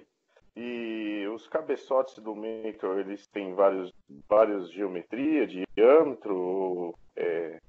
Tem várias geometrias, vários diâmetros, mas se você já tem um equipamento, a grande vantagem é que você pode usar todos os transdutores no Mentor. Entendi. Entendeu? Todos os transdutores. E uma coisa importante, a gente não vende equipamento, nós vendemos solução. Então, quando você adquire essa solução, você está adquirindo o equipamento, um treinamento de como fazer os apps, um treinamento de como operar o equipamento, porque é muito simples, entendeu? Não demora mais do que um dia. De acordo com a sua necessidade. Exatamente. Você ganha muito tempo de inspeção, e hoje em dia tempo é dinheiro, entendeu? Ainda mais se for inspeção em serviço, que envolve downtime, é muito importante você ter essa agilidade, e até mesmo numa empresa grande como a Baker, você pode ter problema com o inspetor, você pede o inspetor, às vezes você fica vendido. Com esse equipamento não, com essa solução não, você treina de maneira muito rápida um outro inspetor para começar a fazer a inspeção praticamente de imediato. E é muito, muito bom no sentido de que é um ensaio de imagem e volumétrico, né? Você automaticamente pode tirar até a radiografia da charada para poder fazer o phase. Se você ler o código ASME, ele permite você substituir a radiografia pelo ultrassom com registro contínuo. Isso é normal, isso é bem normal hoje em dia. Aí, ganha muito. Mas beleza, muito obrigado aí pelo curso, Obrigado a você por ter participado. Pelo treinamento. Obrigadão, viu? Imagina, tchau. Bom dia. Mais alguma pergunta, pessoal?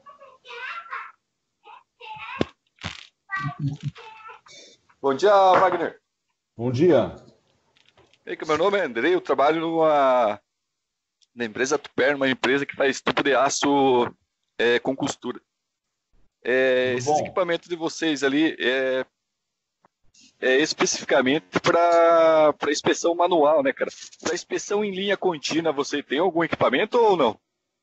Tem também, a gente já fez várias visitas aí na Tuper, inclusive. Depois, se quiser, você pode falar com o nosso especialista em teste automático. Deixa o teu e-mail aí no chat que ele entra em contato com você. Parabéns pelo treinamento aí, cara. É bem importante nesse período aí a gente ter alguma coisa aí para poder estar vendo também, né, cara? Para poder estar aprendendo. Parabéns. Tá, muito obrigado. Inclusive, obrigado pela observação. O Sérgio vai falar daqui a pouquinho de novo. A gente vai ter um treinamento também de radiografia digital. Daqui 2 semanas a gente vai ter um treinamento de corrosão também. Vai ser divulgado nas mídias sociais aí, no LinkedIn. Eu divulgo em alguns grupos do Facebook também. Quem quiser entrar é só fazer a inscrição. É grátis também. Alguém falou sobre perda por transferência. Realmente, pouco se fala, mas não tem muito segredo. Não tem como você fazer perda por transferência usando 2 transdutores. Todo equipamento de phase array ele trabalha também no modo convencional. Você pode calcular a perda por transferência, na verdade, e calcular não. Você pode medir a perda por transferência usando 2 transdutores convencionais e descontar isso no ganho na hora que você for fazer a avaliação. Bom dia. Bom dia. Eu sou Ronaldo, sou de Brasília, né? Ô, Ronaldo, tudo bom? Estou gostando muito também do treinamento. Para mim está sendo excelente. Eu sempre fui de manutenção industrial, mas minha especialidade é principalmente a parte elétrica e agora eu estou fazendo mecânica, né? Uhum. E estou achando fantástico. Eu queria só uma informação de vocês. Onde é que eu poderia fazer um curso para conhecer mais a inspeção de solda e me aprofundar mais nessa área, porque realmente é muito bacana e eu vejo que tem uma área de trabalho muito grande. Então, desculpa aí, eu estou sendo leigo, porque minha vida toda foi manutenção, gestão e elétrica. Fui até professor de elétrica. Mas Ronaldo, a mecânica me encantou. Não, Ronaldo, tem um parceiro nosso, chama CQ Treinamentos.